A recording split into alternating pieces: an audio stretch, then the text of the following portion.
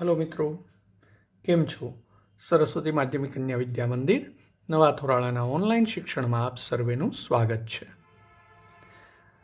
ધોરણ 8 વિષય ગણિત, પ્રકરણ નંબર 8 રાશિઓની તુલના. મિત્રો, આ પૂર્વેના વિડીયોની અંદર આપણે સ્વાધ્યાય 8.2ના દાખલા 2 સુધીની સમજૂતી પ્રાપ્ત કરી ગયા હતા. આજના વિડીયોમાં આપણે દાખલા નંબર 3 અને એની આગળના દાખલાઓને સમજવાનો પ્રયત્ન કરીશું. તો જોઈએ મિત્રો, સ્વાધ્યાય 8.2નો ત્રીજો દાખલો. તો મિત્રો જોઈએ, દાખલા નંબર 3માં એક દુકાનદાર ₹2400માં 80 વસ્તુઓ ખરીદે છે અને તેને 16% નફા સાથે વેચે છે. તો એક વસ્તુની વેચાણ કિંમત શોધો. હવે આપણે એક વસ્તુની વેચાણ કિંમત શોધવાની છે. અહીંયા 80 વસ્તુઓ ખરીદે છે, તો પહેલાં એક વસ્તુની આપણે ખરીદ કિંમત મેળવી દઈએ. બરાબર છે મિત્રો? તો ₹2400 છે એ 80 વસ્તુની ખરીદ કિંમત છે. તો આપણે દર્શાવીએ, 80 વસ્તુની ખરીદ કિંમત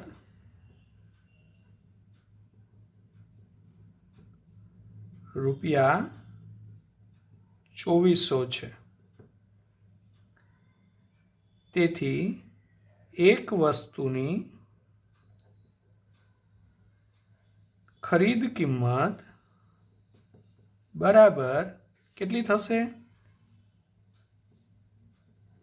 કુલ કિંમત છેદમાં કુલ વસ્તુ. સાદુરૂપ આપીએ તો 8 તેરી 24, આ શૂન્ય એમનેમ, એટલે થયું ₹30. તો આ એક વસ્તુની ખરીદ કિંમત મળી ગઈ. હવે આપણે એક વસ્તુની વેચાણ કિંમત શોધવી છે, પરંતુ એ 16% નફા સાથે વેચે છે. તો પહેલાં નફાના રૂપિયા મેળવી દઈએ. જે ટકામાં આપેલા છે એને રૂપિયામાં ફેરવીએ. તો નફો બરાબર ખરીદ કિંમત ગુણ્યા નફાના ટકા.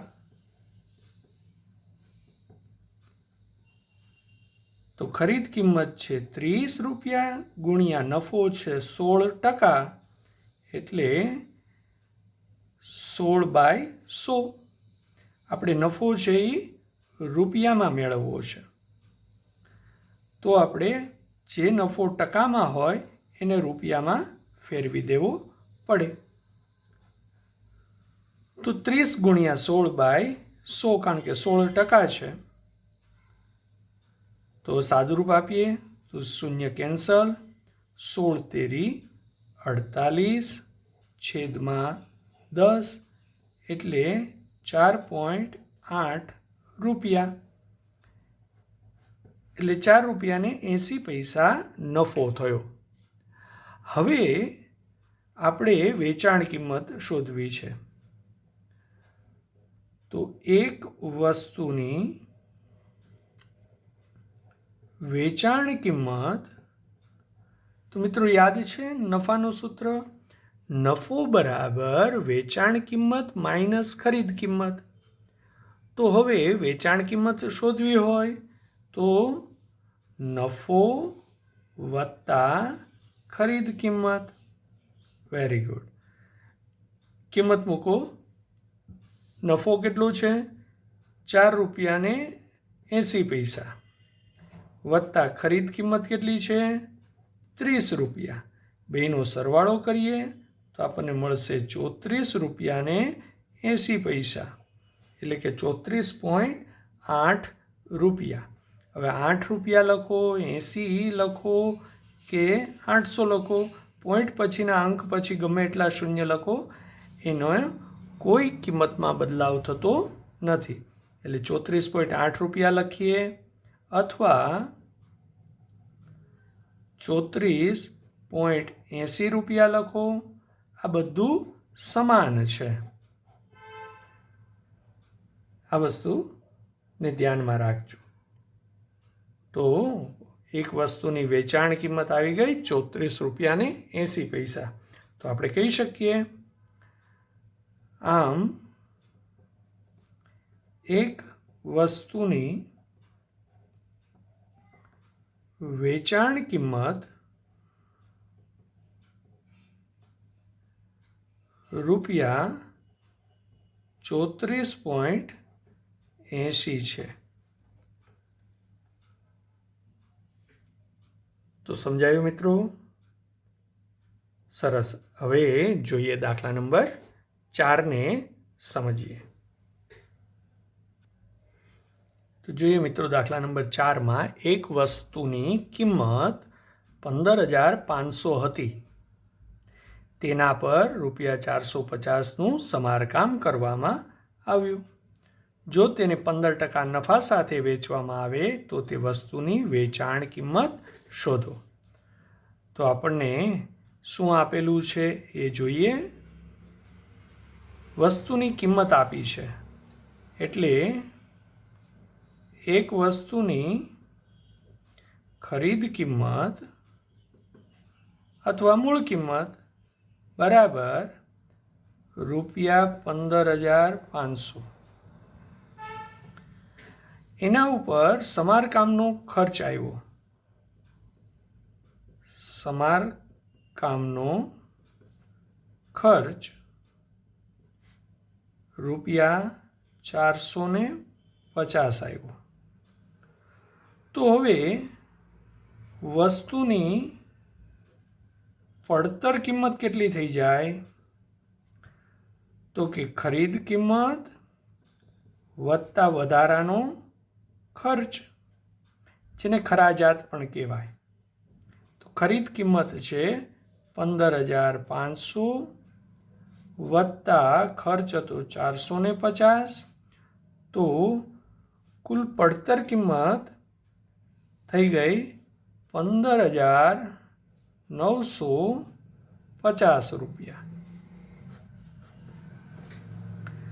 હવે આ પડતર કિંમત ઉપર 15% નફો લઈને વેચવામાં આવે છે.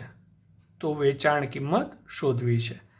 તો આનો 15% નફો લઈ અને વેચાણ કિંમત શોધવી હોય તો સૌથી પહેલાં તો નફો રૂપિયામાં મેળવવો પડે. એટલે આપણે લઈ લઈએ નફો બરાબર પડતર કિંમત ગુણ્યા નફાના ટકા.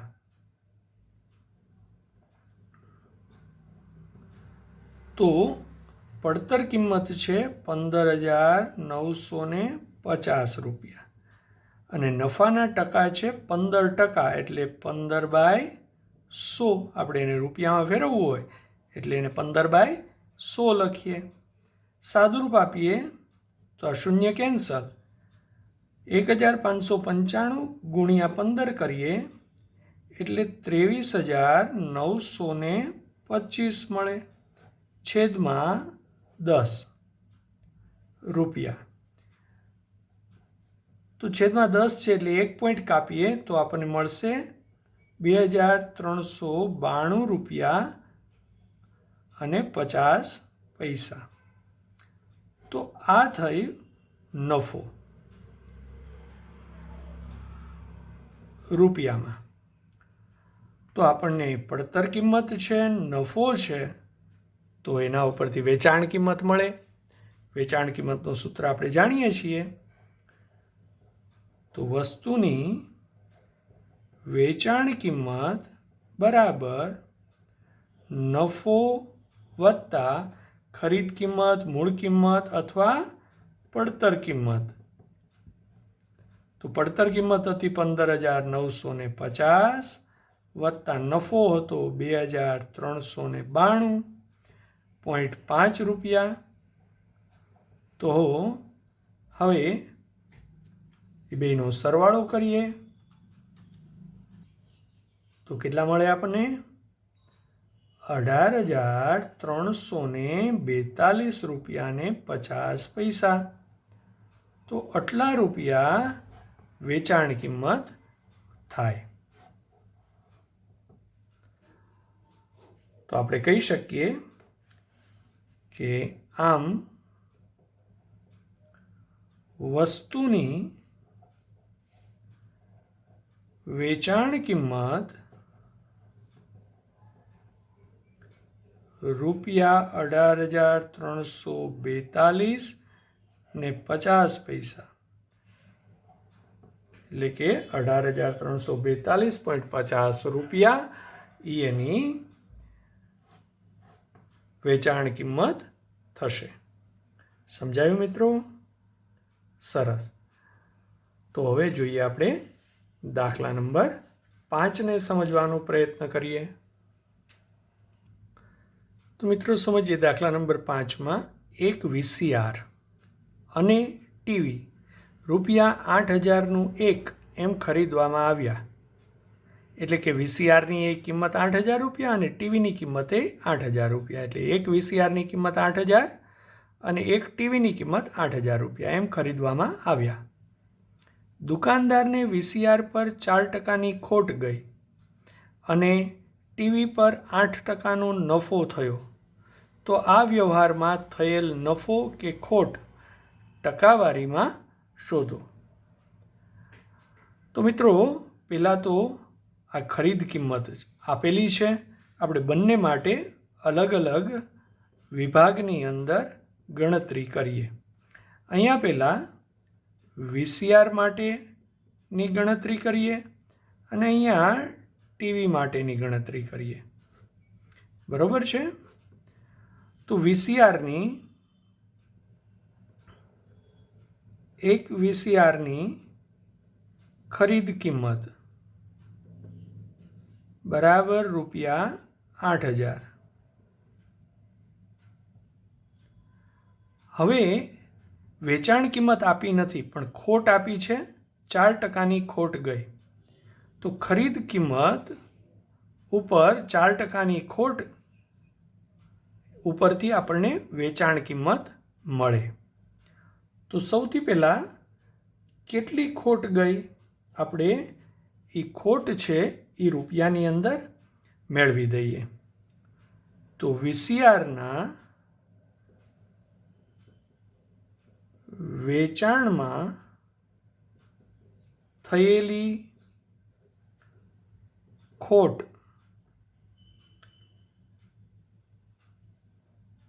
બરાબર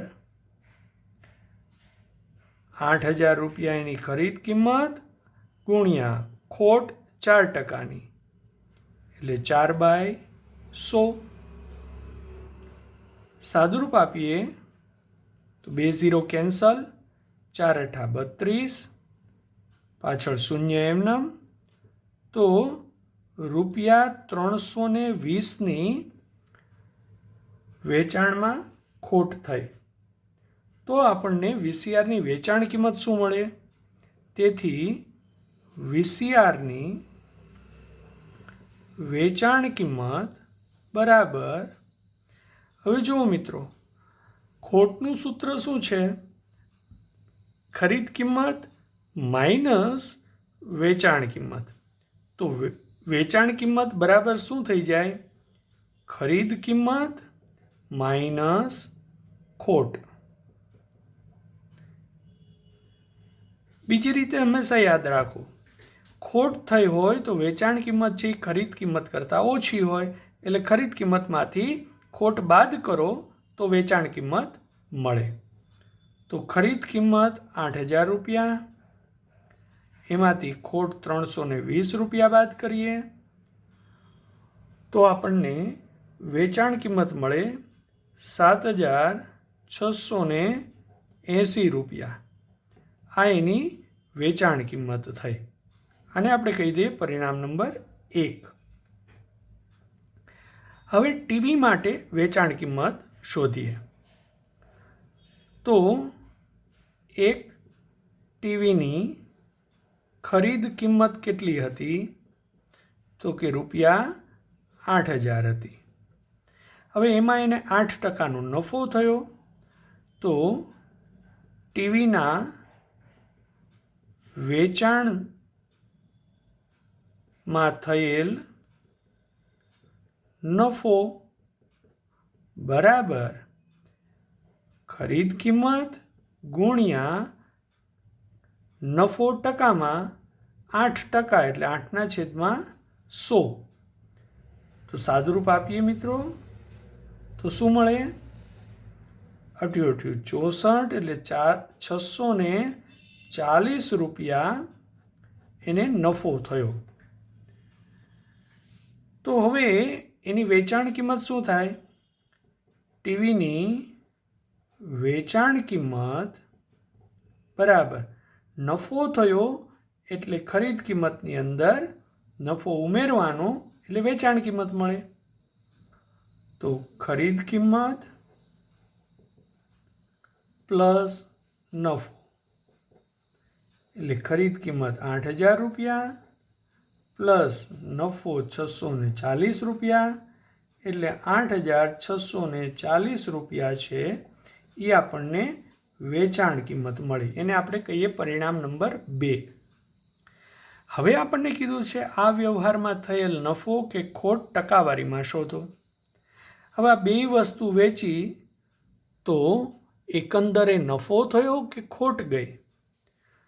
તો બે વસ્તુની કુલ વેચાણ કિંમત અને કુલ ખરીદ કિંમત આપણે મેળવવી પડે. તો સૌથી પહેલાં આપણે એ લઈ લઈએ. બંને વસ્તુની કુલ ખરીદ કિંમત બરાબર 8000 ગુણ્યા 2, કારણ કે બંને વસ્તુ છે એ 8,000ની હતી એટલે કુલ 16,000 રૂપિયા છે એ એની ખરીદ કિંમત થાય.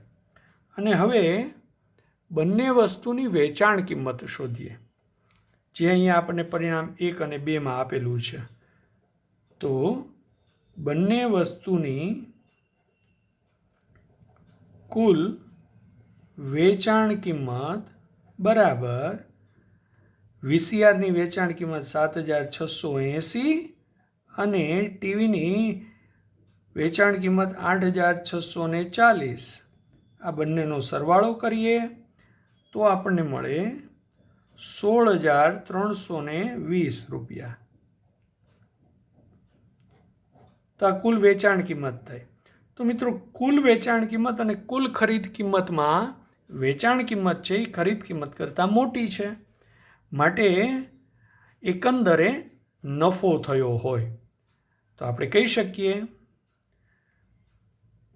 અહીં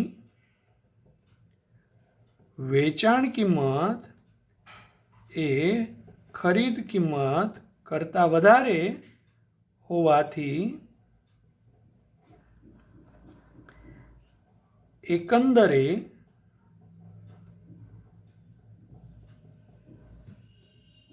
નફો થયો હોય.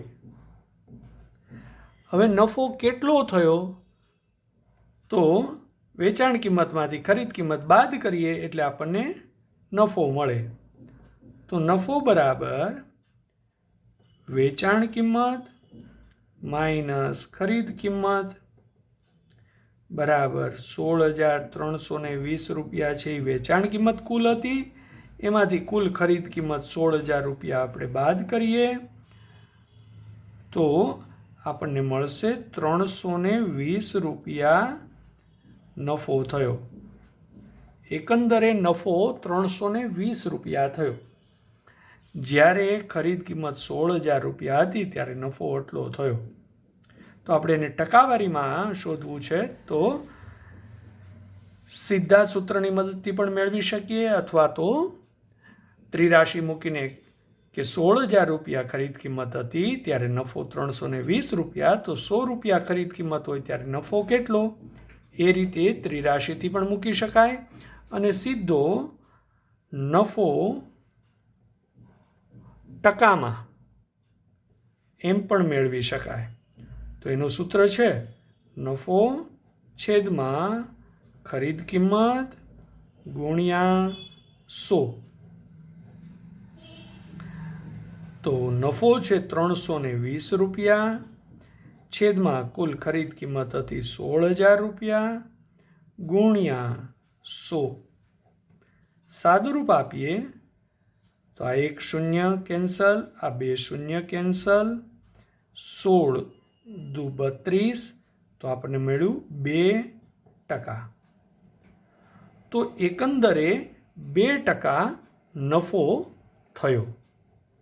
તો આપણે કહી શકીએ આમ વ્યવહારમાં એકંદરે 2% નફો થયો. સમજાયું મિત્રો? પહેલાં આપણે શું કર્યું? વીસીઆરની ખરીદ કિંમત ઉપરથી ખોટ મેળવી અને એના આધારે વેચાણ કિંમત નક્કી કરી. એ જ રીતે ટીવીની ખરીદ કિંમત અને નફો મેળવીને એની વેચાણ કિંમત નક્કી કરી. હવે બંનેની કુલ ખરીદ કિંમત અને બંનેની વેચાણ કિંમતનો સરવાળો કરીએ એટલે કુલ બંનેની વેચાણ કિંમતે મળે અને બંનેની ખરીદ કિંમત મળે. એના આધારે એકંદરે વેચાણ કિંમત કરતાં ખરીદ કિંમત જો ઓછી હોય એટલે કે વેચાણ કિંમત છે એ ખરીદ કિંમત કરતાં વધુ હોય તો નફો થાય અને જો વેચાણ કિંમત છે એ ઓછી હોય તો ખોટ જાય. અહીંયા વધુ છે માટે નફો થયો. કેટલો નફો થયો? તો કેટલું વધુ છે? તો કે વેચાણ કિંમત 16,320 છે અને ખરીદ કિંમત 16,000 છે, તો 320 રૂપિયા નફો થયો. હવે નફો ટકાવારીમાં શોધવો હોય તો એનું સૂત્ર છે આપણી પાસે. નફો ટકામાં એટલે નફો છેદમાં કુલ ખરીદ કિંમત ગુણ્યા 100. કિંમત મૂકી સાદુરૂપ આપ્યું તો આપણને 2% એકંદરે નફો થયો. તો મિત્રો સમજાયું? હવે આપણે જોઈએ દાખલા નંબર 6 ને સમજીએ. તો જોઈએ મિત્રો દાખલા નંબર 6 ને. વેચાણ દરમિયાન એક દુકાનમાં બધી વસ્તુઓમાં છાપેલ કિંમત પર 10% વળતર મળતું હતું. તો એક ગ્રાહકને એક જોડી જીન્સ રૂપિયા 1450 અને 2 શર્ટ, દરેક શર્ટના 850 રૂપિયા લેખે 2 શર્ટની છાપેલ કિંમત પર કેટલા રૂપિયા આપવા પડશે? એટલે એણે કેટલા રૂપિયા ચૂકવવા પડે? તો મિત્રો વળતર છે એ છાપેલ કિંમત પર મળે એટલે કુલ છાપેલ કિંમત કેટલી થાય એના ઉપરથી આપણે વળતર ટકામાં છે અને રૂપિયામાં મેળવી શકીએ. તો કુલ છાપેલ કિંમત માટે એણે કેટલી વસ્તુઓ ખરીદી એ જોઈએ. અહીંયા બધા ઉપર વળતર સરખું છે. જો અલગ અલગ વસ્તુઓ ઉપર અલગ અલગ વળતર હોય તો દરેક છાપેલ કિંમત ઉપર વળતર જુદું ગણવું પડે, પણ અહીંયા બધા ઉપર 10% જ વળતર છે. એટલે પહેલાં આપણે કુલ છાપેલ કિંમત શોધી લઈએ. તો એણે કેટલી વસ્તુ ખરીદી? એક જોડી જીન્સ. એક જોડી જીન્સની છાપેલ કિંમત બરાબર રૂપિયા 1,450 અને 2 શર્ટ ખરીદ્યા. દરેકના 850 છે એટલે એક શર્ટના 850 છે. એક શર્ટની છાપેલી કિંમત બરાબર રૂપિયા 850. એવા એણે 2 શર્ટ લીધા. તો મિત્રો 2 શર્ટની છાપેલી કિંમત બરાબર 850 ગુણ્યા 2 એટલે થઈ ગયું રૂપિયા 1700. આ જીન્સની જોડી અને આ 2 શર્ટની છાપેલ કિંમત. તો હવે પરિણામ 1 અને 2 પરથી કુલ છાપેલ કિંમત બરાબર 1450 વત્તા 1700 એટલે થઈ ગયું 3150 રૂપિયા. કુલ જે ખરીદી કરી એની છાપેલ કિંમત કુલ 3150 રૂપિયા થઈ. હવે ગ્રાહકને મળતું વળતર 10% છે, ટકાવારીમાં 10% વળતર છે.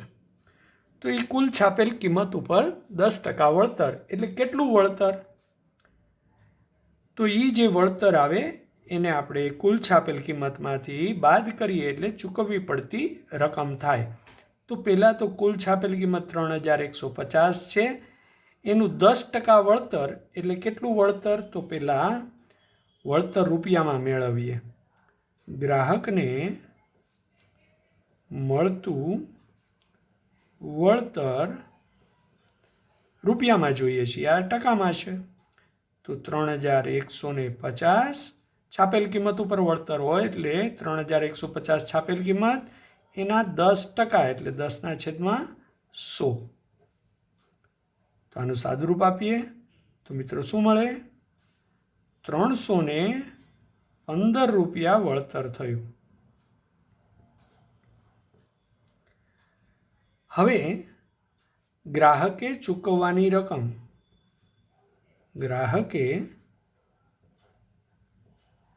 ચૂકવવાની રકમ કેટલી ચૂકવવી પડે? તો કે કુલ છાપેલ કિંમત માંથી વળતર બાદ કરવાનું. કુલ છાપેલ કિંમત છે 3150 રૂપિયા, એમાંથી 315 રૂપિયા બાદ કરવાના. તો આપણને ચૂકવવાની રકમ થશે 2835 રૂપિયા. તો આટલા રૂપિયા ગ્રાહકે ચૂકવવા પડે. સમજાયું મિત્રો? આપણને કીધું હતું કે કેટલા રૂપિયા આપવા પડે એટલે કે ચૂકવવા પડે. તો ગ્રાહકે 2835 રૂપિયા ચૂકવવા પડે. આપણે શું કર્યું મિત્રો? બરોબર ધ્યાન આપો. એણે એક જોડી જીન્સ ખરીદ્યું તો એની કુલ છાપેલ કિંમત 1450 હતી. 2 શર્ટ ખરીદ્યા, એક શર્ટના 850 હતા તો 2 શર્ટના 1700 રૂપિયા થયા. તો કુલ છાપેલ કિંમત એણે ખરીદી કરી એની કુલ છાપેલ કિંમત એ આ બંનેનો સરવાળો એટલે કે 3150 થયો. 10% વળતર મળે છે તો છાપેલ કિંમત ઉપર વળતર હોય તો વળતર રૂપિયામાં શોધીએ તો એ 315 રૂપિયા મેળવ્યું. હવે ચૂકવવાની રકમ કેટલી થાય? તો કે જે કુલ છાપેલી કિંમત હતી એમાંથી જેટલું એને વળતર મેળવ્યું એ બાદ થાય. એટલે 3150માંથી 315 બાદ કરીએ એટલે 2835 રૂપિયા છે એ ગ્રાહકે દુકાનદારને ખરીદીના ચૂકવવા પડે. સમજાયું મિત્રો? Very good. તો હવે આજના વિડીયોની અંદર આપણે દાખલા નંબર 3, 4, 5 અને 6 જોઈ ગયા. આ બધા દાખલાઓ તમારી નોંધપોથીની અંદર નોંધી લેશો મિત્રો અને વ્યવસ્થિત રીતે પુનરાવર્તન કરજો. નેક્સ્ટ ટાઈમ જ્યારે આપણે વિડીયોની અંદર મળીશું ત્યારે સ્વાધ્યાય 8.2ના દાખલા નંબર 7 અને એની આગળના દાખલાઓને સમજવાનો પ્રયત્ન કરીશું. તો પુનરાવર્તન કરજો મિત્રો. સ્વસ્થ રહેજો. આવજો.